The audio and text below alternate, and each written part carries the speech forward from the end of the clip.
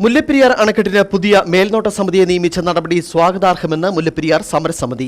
നിലവിലുള്ള dam safety അതോറിറ്റിയുടെ ചെയർമാനെ മുല്ലപ്പെരിയാർ അണക്കെട്ട് മേൽനോട്ട സമിതിയുടെ അധ്യക്ഷനാക്കണമെന്നുള്ള സമരസമിതിയുടെ ആവശ്യമാണ് അംഗീകരിക്കപ്പെട്ടിരിക്കുന്നത്. മുമ്പത്തെ അധ്യക്ഷൻ തമിഴ്നാടിന് അനുകൂല നിലപാടാണ് സ്വീകരിച്ചത്. ഇനി വിദഗ്ധ സംഘത്തെ നിയോഗിച്ച് ഡാം പരിശോധിപ്പിക്കുകയാണ് വേണ്ടതെന്നും സമരസമിതി ചെയർമാൻ ഷാജി പി ജോസഫ് പറഞ്ഞു. മുല്ലപ്പെരിയാർ വിഷയവുമായി ബന്ധപ്പെട്ടുകൊണ്ട് കേരളത്തിലെ ജനങ്ങൾക്ക് വളരെ പ്രതീക്ഷ നൽകുന്ന സ്വാഗതാർഹമായ ഒരു നിലപാട് ഇന്ന് ഉണ്ടായിരിക്കുന്നു.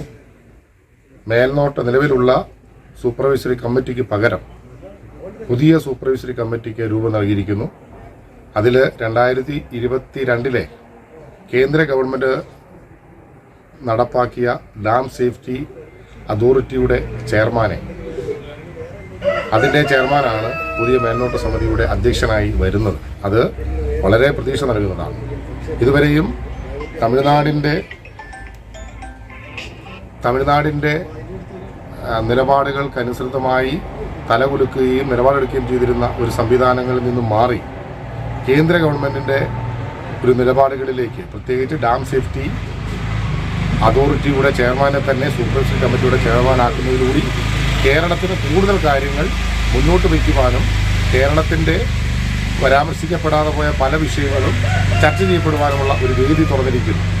ഇനി നമുക്ക് ആവശ്യം സെൻട്രൽ വാട്ടർ കമ്മീഷൻ CWC നിഷ്കർഷിച്ചിരിക്കുന്ന ഡാമുമായി ബന്ധപ്പെട്ടുകൊണ്ടുള്ള ഇതിൻ്റെ നിജസ്ഥിതി പഠിക്കുന്നതിന് വേണ്ടിയിട്ടുള്ള ഒരു അന്താരാഷ്ട്ര ഏജൻസിയെ ഇത് പഠിപ്പിക്കുവാൻ വേണ്ടുന്ന നടപടികളെടുക്കുവാൻ സംസ്ഥാന ഗവൺമെൻറ് കൃത്യമായി അവധാനത്തോടെ വിഷയത്തെ സമീപിക്കേണ്ടതുണ്ട് എന്നുള്ളതാണ് മുല്ലപ്പെരിയാർ സമരസമിതിക്ക് പറയാനുള്ളത്.